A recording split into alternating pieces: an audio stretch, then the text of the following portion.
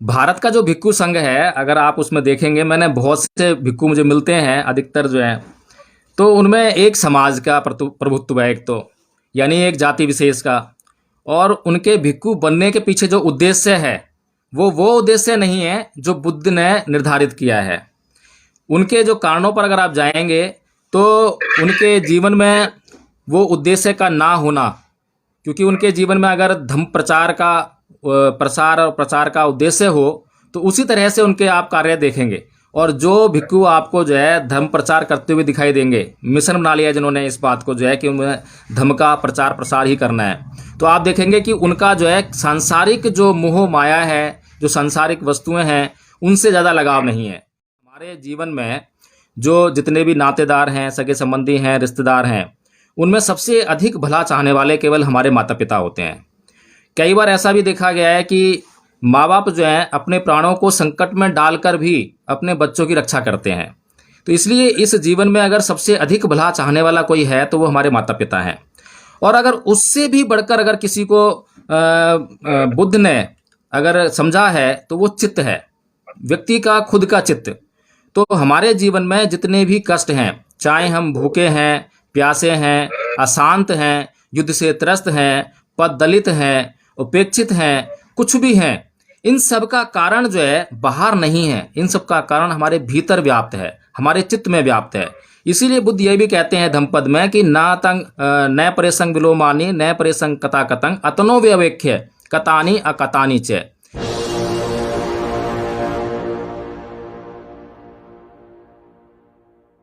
जय भीम, नमोदय मंत्री जी। जय भीम। आज आपका जो उदय धम्मा का वाचन है बहुत ही महत्वपूर्ण है। मैं समझता हूँ कि सारी जो धम्मोपदेश है वो इसका एक तरह से फाउंडेशन है।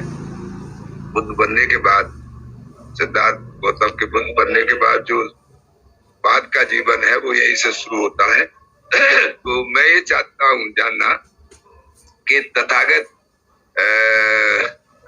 के बारे में जो सैमपति ने घोषणा की है कि जो लोग युद्ध से त्रस्त हैं और जो लोग भूखे हैं वो भूख मिटा लें, प्यासे वो अपने प्यास मिटा लें, और जो उपेक्षित और पददलित हैं, तो उपेक्षित और पददलित जो लोग हैं, तो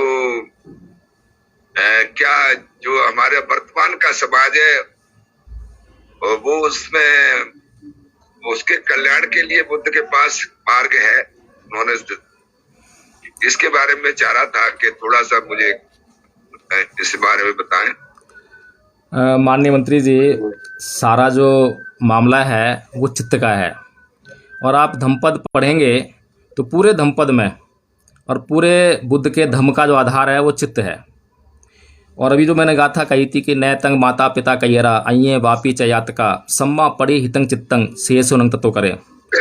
इसका मतलब भी यही है, बुद्ध ने यही कहा है। पहली गाथा हो, दूसरी गाथा हो, उसके बाद जो एक और गाथा है फंदनंग चपलंग चित्तंग दुरखंग दुनिवार्यंग उजुंग करोति मेधावी उसुकारो व तेज नंग। आप जिस गाथा में जैसे संपत में बढ़ेंगे तो सब मन को ही कंट्रोल करने की बात है। और जो ये गाथा है कि जितनी भलाई जो है हमारे माता पिता, यहाँ माता पिता का उदाहरण इसलिए दिया है बुद्ध ने कि हमारे जीवन में जो जितने भी नातेदार हैं, सगे संबंधी हैं, रिश्तेदार हैं, उनमें सबसे अधिक भला चाहने वाले केवल हमारे माता पिता होते हैं। कई बार ऐसा भी देखा गया है कि माँ बाप जो हैं अपने प्राणों को संकट में डालकर भी अपने बच्चों की रक्षा करते हैं। तो इसलिए इस जीवन में अगर सबसे अधिक भला चाहने वाला कोई है तो वो हमारे माता पिता हैं। और अगर उससे भी बढ़कर अगर किसी को बुद्ध ने अगर समझा है तो वो चित्त है, व्यक्ति का खुद का चित्त। तो हमारे जीवन में जितने भी कष्ट हैं, चाहे हम भूखे हैं, प्यासे हैं, अशांत हैं, युद्ध से त्रस्त हैं, पद दलित हैं, उपेक्षित हैं, कुछ भी हैं, इन सब का कारण जो है बाहर नहीं है, इन सब का कारण हमारे भीतर व्याप्त है, हमारे चित्त में व्याप्त है। इसीलिए बुद्ध ये भी कहते हैं धम्मपद में कि न परेसंग विलोमानी न परेसंग कथा कतंग अतनो व्यवेख्य कतानी अकतानी च। यानी कि दूसरे क्या कर रहे हैं, दूसरे क्या नहीं कर रहे हैं, इस पर हम ध्यान न दें, इसके बारे में न सोचें, बल्कि हम क्या कर रहे हैं और क्या नहीं कर रहे हैं ये ज़्यादा महत्वपूर्ण है। तो कुल मिलाकर यही है कि हम लोग अपने चित्त पर जितना नियंत्रण स्थापित कर देंगे तो वहीं से स्वर्ग उत्पन्न होने वाला है और वहीं से नरक उत्पन्न होने वाला है। हम देखते हैं कि हम क्रोध करते हैं, गाली गलौज करते हैं, झगड़ा करते हैं, तो वह नरक के समान है। हमारे जो चारों तरफ जो वातावरण है वो नरक ही हो जाता है। वहीं पर हम लोगों से प्यार मोहब्बत से बातें करते हैं, अच्छे अच्छे काम करते हैं और लोगों से किसी प्रकार का कोई द्वेष नहीं है, कोई बैर नहीं है, कोई युद्ध की स्थिति नहीं है, तो वो स्वर्ग के समान है। हम चारों तरफ जो है स्वर्ग उत्पन्न कर रहे हैं। तो निरंतर जो है हमारे चित्त से ही निरंतर स्वर्ग उत्पन्न हो रहा है और निरंतर नरक भी उत्पन्न हो रहा है। ये सब हमारे चित्त की स्थिति पर ही डिपेंड करता है। तो कुल मिलाकर जितनी भी स्थितियां हैं हमें अपने उन स्थितियों को संवारने के लिए, सुधारने के लिए, उन पर नियंत्रण स्थापित करने के लिए अपने चित्त पर ही नियंत्रण स्थापित करना होगा। जी मंत्री जी।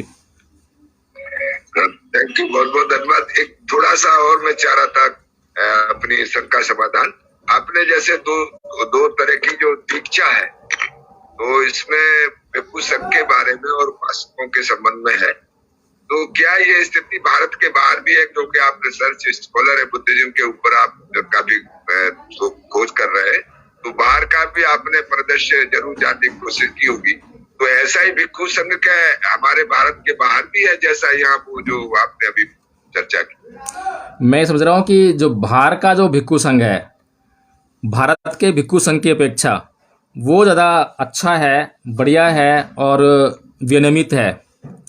भारत का जो भिक्षु संघ है, अगर आप उसमें देखेंगे, मैंने बहुत से भिक्षु मुझे मिलते हैं, अधिकतर जो हैं, तो उनमें एक समाज का प्रभुत्व है, एक तो यानी एक जाति विशेष का, और उनके भिक्षु बनने के पीछे जो उद्देश्य है वो उद्देश्य नहीं है जो बुद्ध ने निर्धारित किया है।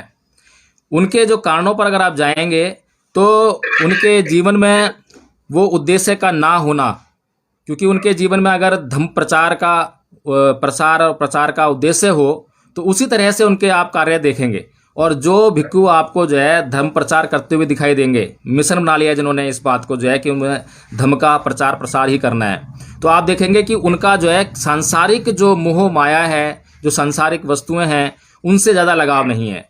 वे जो सांसारिक चीज़ें हैं, सांसारिक साधन हैं, वो उनके लिए केवल उस उद्देश्य को प्राप्त करने का साधन मात्र हैं।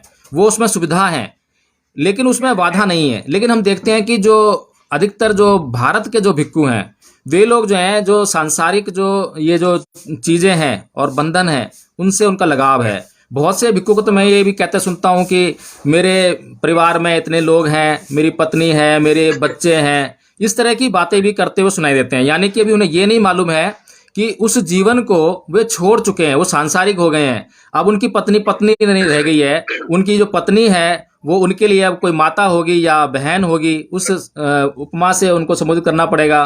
तो इस तरह की बातें हम जो है कई भिक्षुओं से सुनते हैं, क्योंकि इस तरह से अगर हम देखते हैं और समझते हैं तो इसका केवल यही अभिप्राय है कि भारत के भिक्षु किसी विशेष उद्देश्य को लेकर प्रवज्जित नहीं हुए हैं।